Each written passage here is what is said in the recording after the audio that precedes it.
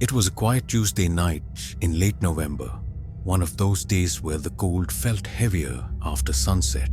The parking lot outside the old Monarch Cinema was almost empty, its faded yellow lines barely visible under the flickering street lights.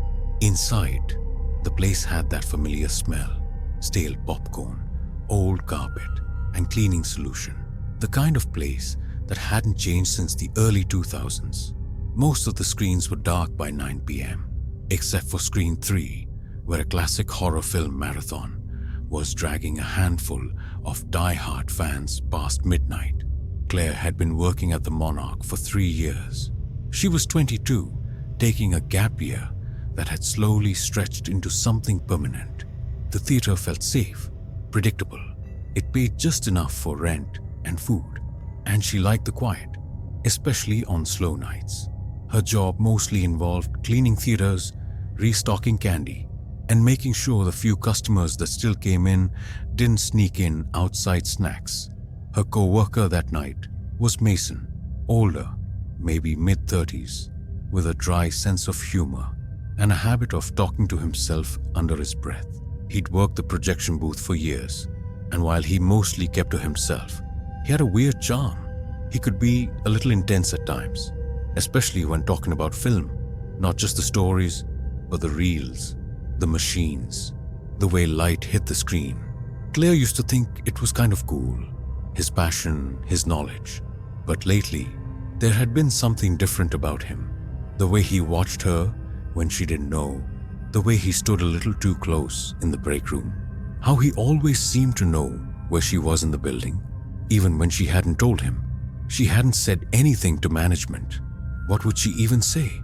He hadn't done anything wrong exactly, just made her feel uncomfortable, and maybe she was just being paranoid. That's what she told herself anyway. Still that night, as she clocked in and saw his name on the schedule, something in her gut twisted. Something was off, and that was before she found the locked door upstairs, the one she'd never noticed before, the one Mason told her never to open, the one that shouldn't have had light coming from underneath it. Claire had never really feared the dark before, but something about that upstairs hallway behind the projection booth made her skin crawl. It wasn't just the dim light or the strange hum of the old film machines. It was the feeling of being watched. That night, she made the mistake of mentioning the locked door. Mason had stiffened when she asked. "Don't go poking around up there," he said without looking at her. "That's just old storage. Nothing you need to see." But his voice had changed. Colder, sharper, like a threat dressed as a warning. From then on, things started shifting fast. Mason became more controlling, more present. Every time she turned a corner, he was there. He started leaving small things for her. A coffee cup with her name written in neat handwriting. A keychain shaped like a reel of film. One night, a sticky note on her locker. "You'd look better on screen." She tried brushing it off, blaming it on awkwardness or loneliness. But it wasn't just Mason's behavior. It was everything. Her landlord had raised rent again. Her car battery died. Her best friend Jenna, who she always confided in, had stopped replying to texts after a petty argument they never resolved. Claire was alone, stretched thin, and starting to doubt her own instincts. Maybe she was just tired. Maybe she was reading too much into things. Then came the night she found the photographs. They weren't hidden well, just stuffed into a filing drawer in the manager's office she was cleaning. Old black and white photos of empty theaters, projection rooms, hallways, and in some of them, her, not looking at the camera, not posed, just captured, like prey in a nature documentary. Her hands shook as she flipped through them. They weren't dated, but she recognized her outfits. Weeks ago, months, always from behind. She tried to confront him when she thought she was alone. Waited until he stepped down from the booth to restock film reels and stopped him by the concession stand. "You've been following me," she said, her voice low but trembling. Mason stared at her. His face didn't move, not at first. Then a slow smile. "Don't flatter yourself," he said. "You just happen to move in predictable patterns." That night, he changed the locks to the manager's office, and she never saw the photos again. Claire stopped sleeping properly after that. her dreams twisted with grainy images of her own back, her own silhouette in dark theater halls. Every whisper of film against reel sounded like a warning. Every time the lights dimmed, she wondered if she'd ever walk out again. Something was building. She could feel it pressing in from all sides. Loneliness, fear, the sinking realization that Mason had been planning something. And whatever it was already in motion. It happened during the midnight showing of Nosferatu. Only 5 people in the audience. All older regulars who came more for the nostalgia than the movie. Claire was sweeping up in the lobby when the film stuttered. The sound cut for a moment, the screen flashing white, and then resumed. It was subtle. Most people wouldn't have thought twice, but Claire had seen the booth light flick on, and she knew Mason wasn't supposed to be up there. She climbed the stairs quickly, quiet as she could, the soft soles of her sneakers barely making a sound on the metal steps. Her heart was hammering, not from fear exactly, from certainty that whatever she was about to find was real, not paranoia, not imagination. The door to the projection room was cracked open. Inside, the machines were running, but Mason wasn't at the controls. The locked door, the one he told her never to touch, was wide open now, casting a dim yellow glow into the narrow hallway beyond. Claire stepped inside. It wasn't storage. The room was lined with photos. Dozens, maybe hundreds. All of her. Candid shots. From work, from outside the theater, from her apartment hallway. A wall of her life. Every moment. Every look. Frozen in still frames.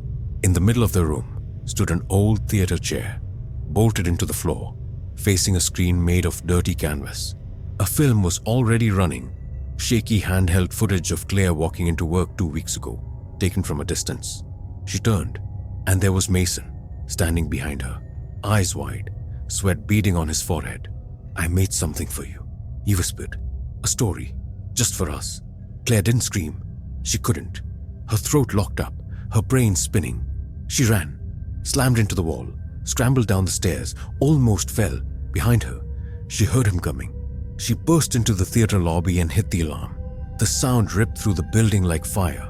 And just like that, Mason vanished into the shadows.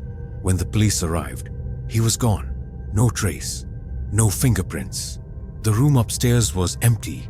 They told her she imagined it, but Claire knows what she saw. And every time a film flickers too slowly, she still feels eyes on her. After that night, Claire stopped going to work. She tried once. Walked through the Monarch's front doors a week later, but she couldn't make it past the lobby.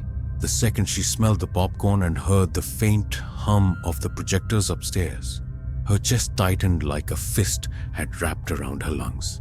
She turned around and walked straight out, not even telling the manager she quit. The police wrote it off as a nervous breakdown. They said there was no evidence Mason had done anything criminal. No photos, no tapes, not even a sign the hidden room had ever existed. They suggested therapy, maybe time off. They said she was just overwhelmed. Her parents didn't understand. They were polite but distant, careful not to say the wrong thing. Her dad sent job listings.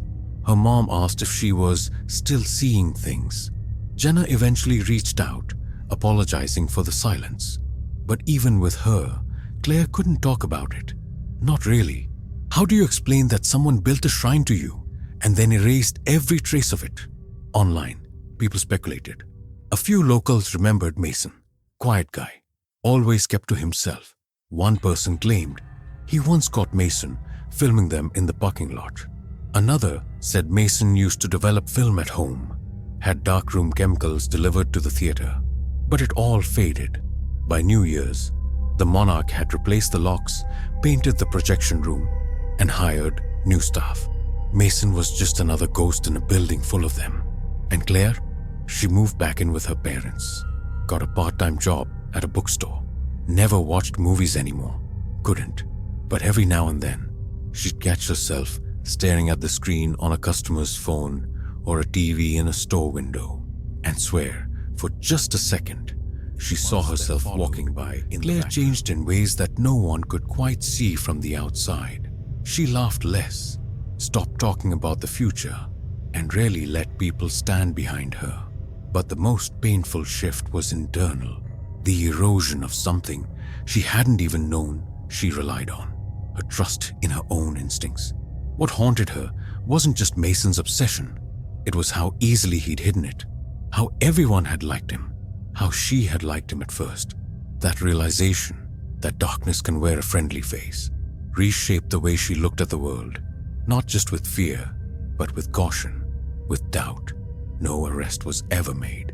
Mason became a name whispered in break rooms and online forums, a mystery wrapped in faded headlines. Some treated it like a ghost story, the projectionist who vanished. Others moved on. The world always does. But Claire couldn't forget, because it wasn't just about what happened to her. It was about what didn't happen. No one stepped in. No one believed her at first. And when he disappeared, so did any accountability. What was left behind was silence. The monarch eventually closed down for good.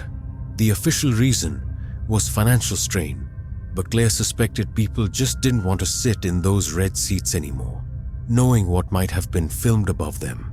And in the quiet, something deeper lingered. A question. How many others like Mason were out there, blending in, watching, waiting? How many people brushed off the same gut feeling Claire once did? The story wasn't just about one man and one moment of horror. It was about the cracks in trust, about how easily power can hide in the everyday, and how sometimes the scariest part isn't what happens in the dark. It's realizing no one noticed it coming.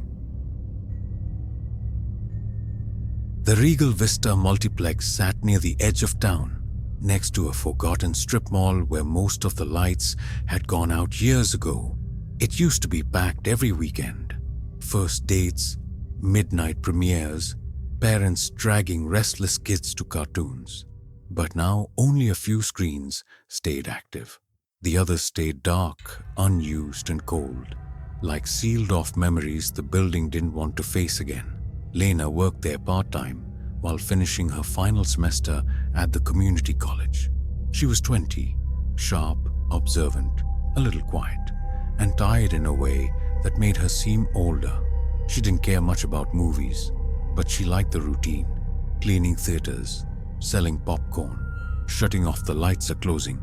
The staff was small, mostly high school kids, and one older man named Greg, who ran the late shift. Greg had been there forever, gruff but harmless, the kind of guy who made bad puns and showed up early even when no one asked him to. Lena had grown used to him, even trusted him in a distant workplace kind of way. There was one screen that never reopened after COVID, Theater 6. Everyone avoided it without needing to say why. There were rumors, of course, a projector that caught fire, someone who died during a showing, but management just said it wasn't up to code. So it stayed locked, pitch black, behind a dented steel door, until one night, after close, when Lena heard the projector turn on. No one else was there, and Theater 6 didn't have power. The sound was faint at first, a soft mechanical whir, almost like static. Lena had been wiping down the counters near concessions when she froze. It was past 12:30 a.m. Everyone else had gone home. She knew that sound too well. It was the old 35mm projector, and only Theater 6 had one of those. She walked toward the hallway of screens, the quiet pressing in on her chest like weight. Theater 6 sat at the very end, its metal door always padlocked. But now, it was slightly open, just enough for a sliver of yellowish light to stretch across the carpet. "Greg?" she called. No answer. She stood there for a full minute before pulling the door open. The theater smelled different, not like popcorn or cleaning spray.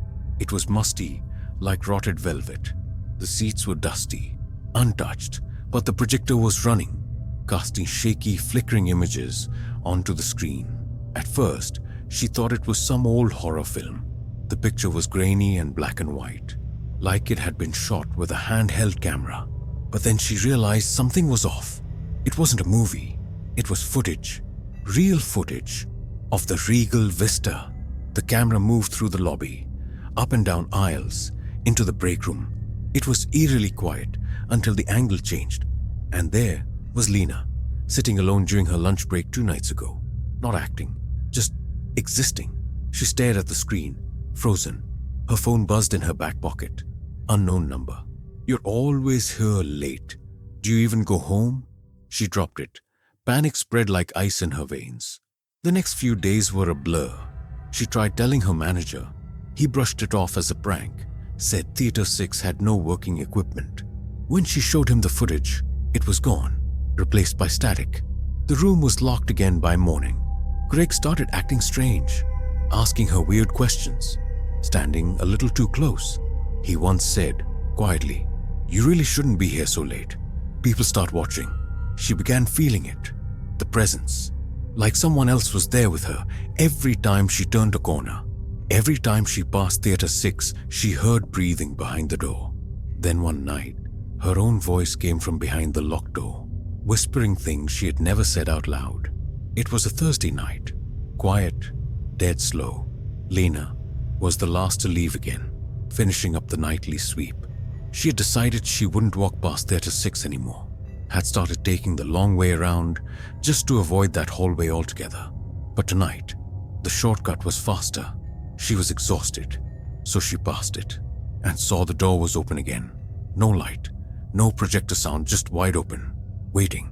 She stood there, trying to convince herself to ignore it. Walk past, go home. But then she heard it, the sound of her own laugh, faint, echoing from inside. Her breath caught. She stepped inside. The theater was still dark, but the screen was on. No movie, just still images flashing every few seconds.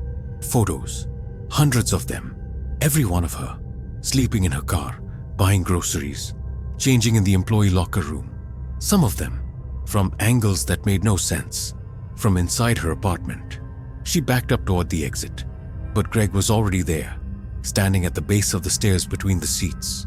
He looked different, eyes glassy, sweating, clutching something behind his back. "I told you," he said softly. "You shouldn't be here this late." "What is this?" she asked. "I wanted to keep you just as you are. You're always disappearing. You smile less. You're fading." She bolted, pushed past him. He grabbed at her sleeve, tearing it, but she didn't stop. Ran full speed, down the corridor, up the stairs, out the emergency exit. She didn't stop running until she was in the street, gasping, shaking. When police arrived, they found the projector room destroyed, wires torn, tapes melted. Greg was gone. But worse than that, there was no footage left, no proof, except for the single photo found taped to Lena's locker. A photo of her standing in Theatre 6, taken from behind. Lena quit the next day. No formal notice, no explanation. Just left her uniform in the break room and never came back. She blocked the manager's number, ignored his voicemails about property protocols and conduct expectations. She didn't care. She moved back in with her older sister across town. Couldn't sleep the first few nights. Every time the pipes creaked or headlights passed through the window, she thought it was him.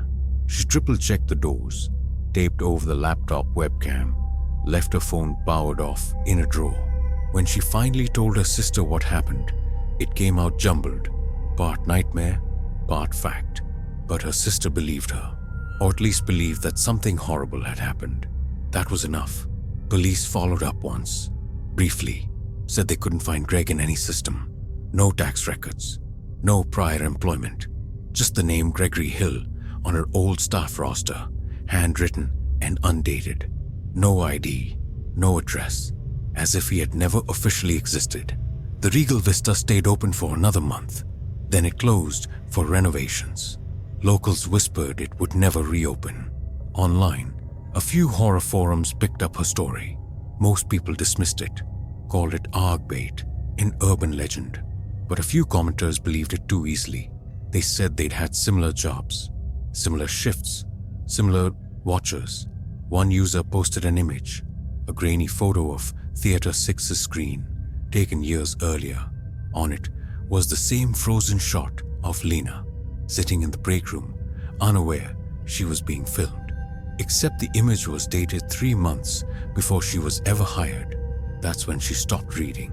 Lena never stepped foot in a movie theater again, even when her friends tried to coax her out months later, promising a light comedy, a packed crowd.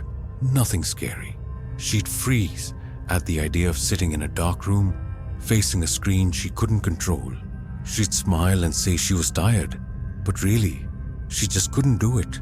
What haunted her wasn't just what had happened. It was the question that kept circling in her head. How long had she been watched before she even knew it? How many other places in her life weren't hers the way she thought they were? She started studying cybersecurity, took night courses, changed her phone, laptop, even stopped using social media.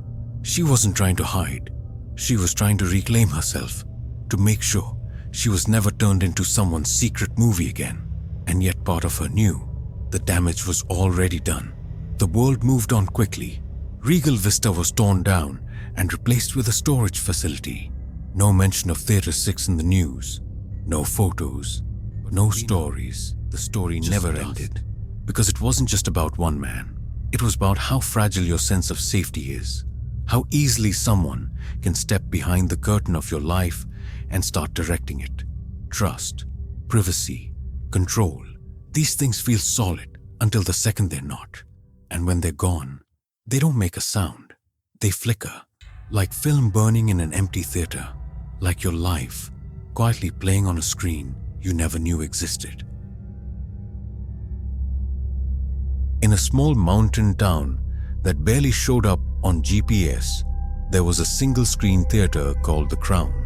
It had been there since the 1940s, an old narrow building with red brick walls, sticky floors, and that heavy smell of buttered popcorn soaked into every surface.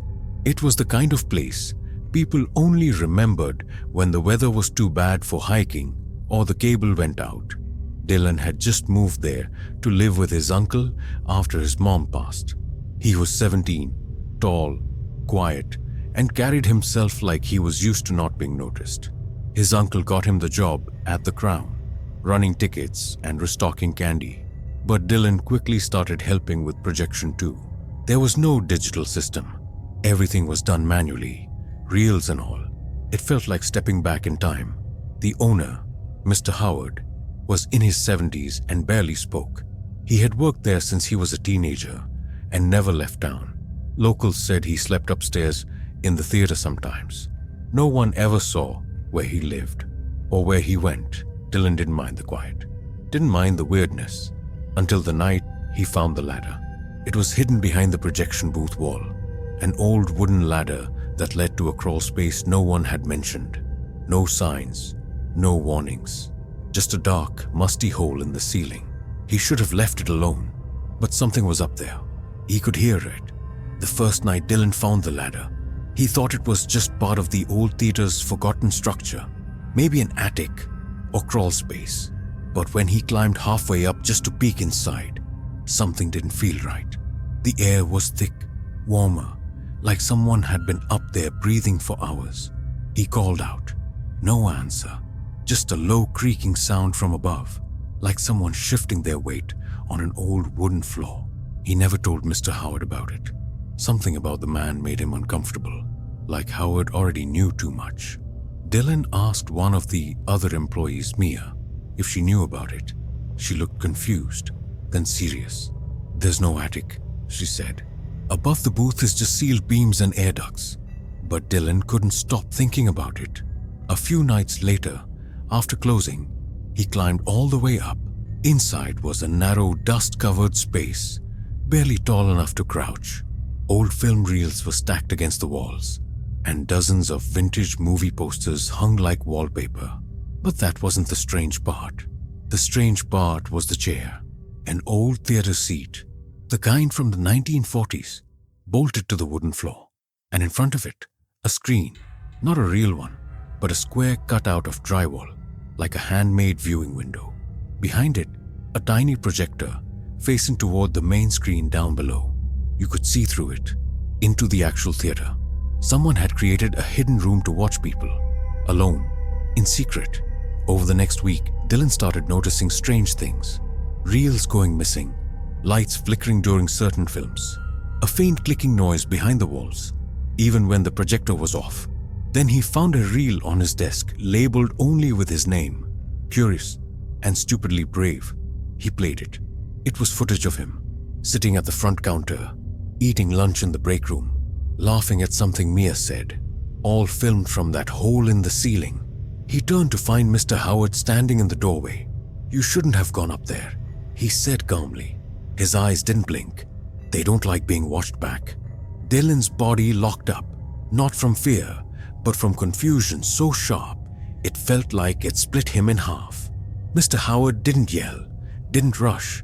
He just stepped slowly into the projection booth and closed the door behind him. "They've been watching since before you were born," he said quietly, almost like he was sorry. "You weren't supposed to see it." Dylan backed away, heart pounding so hard it made him dizzy. "Who's they?" Mr. Howard looked toward the ceiling, toward the attic.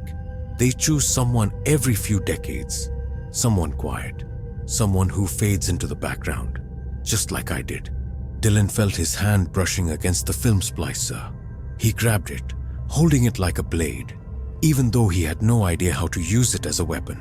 Howard didn't flinch. "You think this place runs because I own it? You think I live here because I want to?" Then the clicking started, loud, from the attic above, the projector running by itself. Howard's voice cracked. "If you don't take my place, they'll choose someone else. And trust me, they're not as kind when they're angry." Dylan lunged, not to fight, but to escape. He shoved past Howard, ran down the booth stairs, through the empty hallway, past the faded movie posters. But as he reached the lobby, the lights cut off, the screen turned on. Every frame, not a movie. Every moment. Dylan, on the run. Dylan, reaching the door. Dylan, looking back. And behind him, Howard frozen in place, face twisted into something no longer human. Dylan screamed and shoved the exit door open. But when he ran into the street, it wasn't Main Street. It was a hallway, a dark one, with red carpet, old popcorn on the ground, and a glowing exit sign that never got any closer. Dylan never made it out of the theater that night. At least, not in the way people expected. The next morning, Mia came in for her shift and found the projector running, even though no one had opened the building. On the screen played a loop of footage she couldn't explain. Dylan entering the booth, climbing the ladder, the feed cutting out. She searched everywhere. Booth, storage, bathrooms, nothing. His phone was still at the front desk. His backpack sat under the counter, untouched, but Dylan was gone. The police took a statement, searched the building. They found the ladder, but it didn't lead to an attic. Just insulation and a sealed roof. No crawl space, no chair, no viewing room. The owner, Mr. Howard, was nowhere to be found. A week later, the Crown was temporarily closed due to a mysterious electrical issue. No one in town could get answers. Mia moved out a month later, said she couldn't sleep anymore, said she kept seeing someone sitting in the back row of the theater in her dreams. Someone tall, quiet, watching her through a square in the ceiling. The theater eventually reopened under a new owner. The staff was replaced. The walls were repainted. The booth was modernized with digital systems. But strange things kept happening. New employees heard footsteps above the ceiling. Guests complained about someone whispering during films. And every now and then, an old reel would appear in the projection room, unlabeled, dusty. When someone played them, they always showed the same thing: a boy with tired eyes, standing behind the projector glass, watching, waiting, trapped in a film no one remembered making. Most people in town eventually forgot about Dylan. His name faded, just like the theater's old marquee letters that rusted away one by one. A missing poster stayed taped to the back of the community board for a while, sun-bleached and curling at the edges, until someone quietly took it down. But Mia never forgot. Years later, she came back through town while passing through for work. The Crown had been remodeled again. Neon lights, reclining chairs, a flashy new name, Nova Cinema, but the structure was the same. The walls still held the same silence. She walked in just to look around, told the girl at the counter she used to work there. The girl didn't know the story, didn't know Dylan's name, but said something odd. "We can't get rid of the old projector," she said. "It powers off by itself sometimes, then turns back on, always at the same time." Mia asked, What time? The girl checked the paper log beside the monitor. 11:16 p.m. every time, like clockwork. Mia stared at her for a second, then looked toward the old booth, glass now blacked out. She didn't say anything. She just turned and left, because she finally understood. Some places don't move on. Some stories don't end when people disappear. They transform into loops, flickers, and shadows stitched into film no one rolls anymore. Dylan had become a part of that place. Not alive, not dead, just caught between frames. And maybe that's the scariest thing. Not that you'll vanish, but that you'll keep playing, night after night, while the world forgets you ever existed.